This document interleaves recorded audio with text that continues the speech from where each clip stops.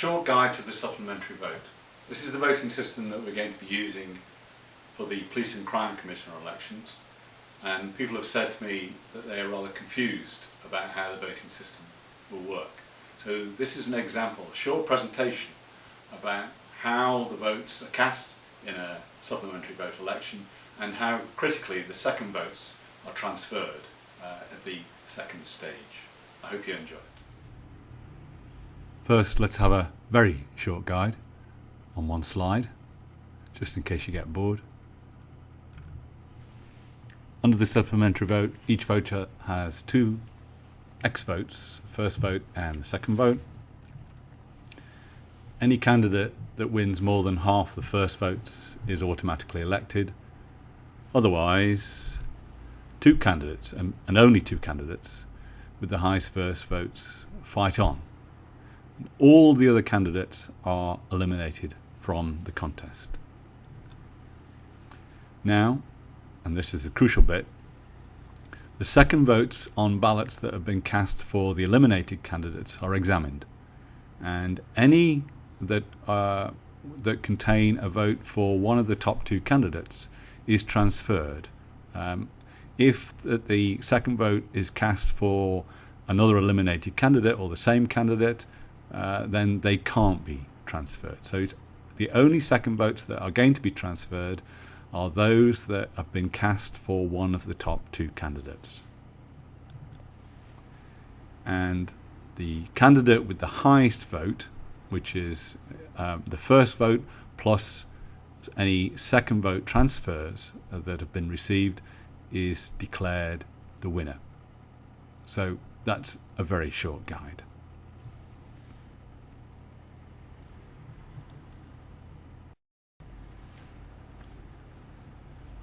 Well, thanks for staying with me.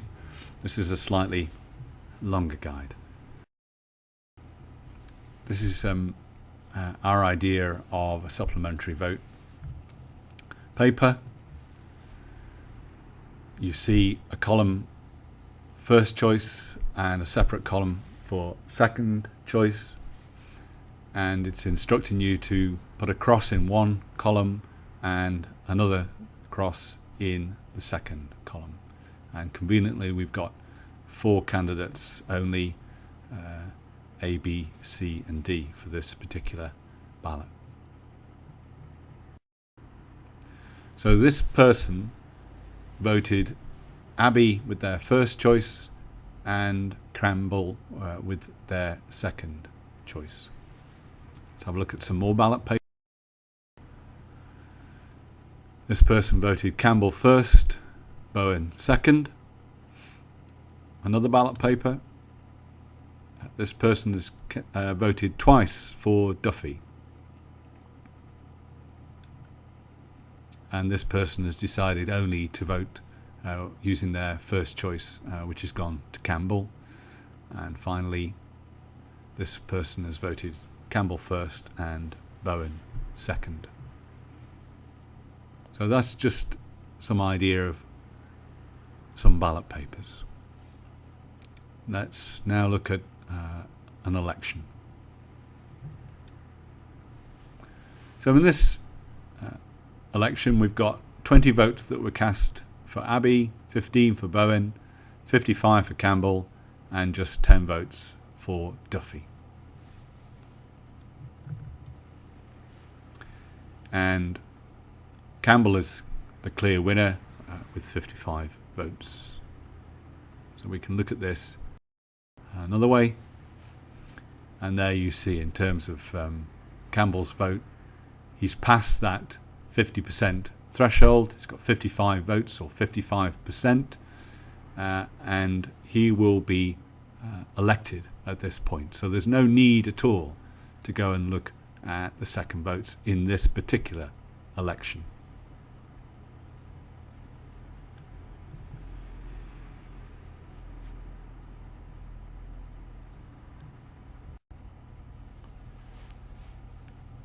Let's look at another possible outcome, and immediately you can see there is no candidate that has obtained more than 50% of the votes. We can display this like chart, and it will be candidate A and candidate D that will progress to the next round, whilst candidates B and C at this point will be eliminated.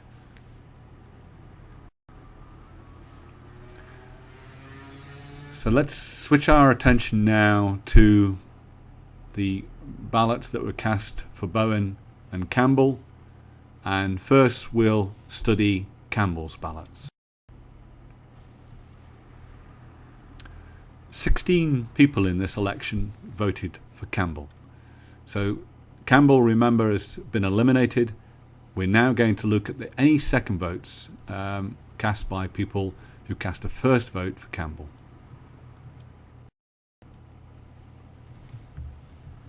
Here they are. So there's 16 votes, and the first vote in every case has been cast for Campbell. We're going to now look and study each ballot paper in turn. So this is the first person that supported Campbell, and they voted twice for Campbell. The second person has voted for candidate A with their second vote, and so on.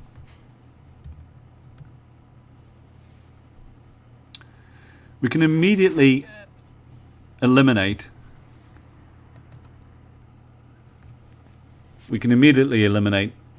these ballots. They can't transfer. There's no second vote being cast.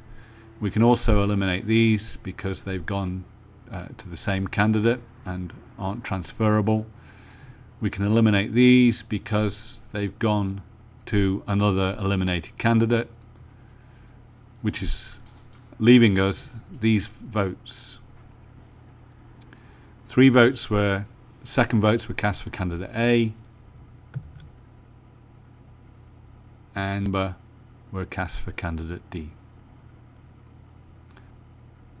Let's look at this process, focusing on candidate C's second votes. 3 of those ballots contain votes that could be transferred to candidate A, taking her total from 35 to 38, and 5 of those ballots contain votes that could be transferred to candidate D, taking her vote from 25 to 30. We do exactly the same for every other eliminated candidate. So Bowen is the other eliminated candidate in this election. There's 24 ballots that were cast in his favour. This is what they looked at. This is what they looked like. And you see that 9 transfer to candidate A. A further 5 transfer to candidate D. But the remainder are not transferred at all, either because there was no second vote, or because it was cast for the same candidate, or it was cast for another candidate already eliminated. So in exactly the same way that we did with candidate C, we're going to do the same process with candidate B. A's total rises by a further 9 votes, taking her to 47 votes in total, and candidate D's total rises by a further 5 votes, taking her total to 35 votes. You'll note at this point that Abby, Party A, wins the election with just 47 votes, following the first and second counts. The winner does not receive necessarily over 50% of the votes, in this case because there are no more second votes to transfer. So supplementary vote does not necessarily require the winner to gain more than 50% of the first votes that were cast. Of course, as the ballot paper increases, this ballot contains rather more names than our examples. The process of working out beforehand which of the candidates is likely to remain in the contest if no candidate passes that 50% mark becomes more of a problem.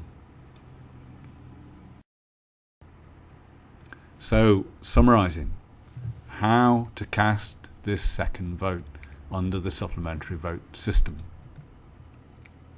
Of course, if you think beforehand one candidate will win more than half the votes, then there won't be a second count. If that is the outcome, there will not be a second count.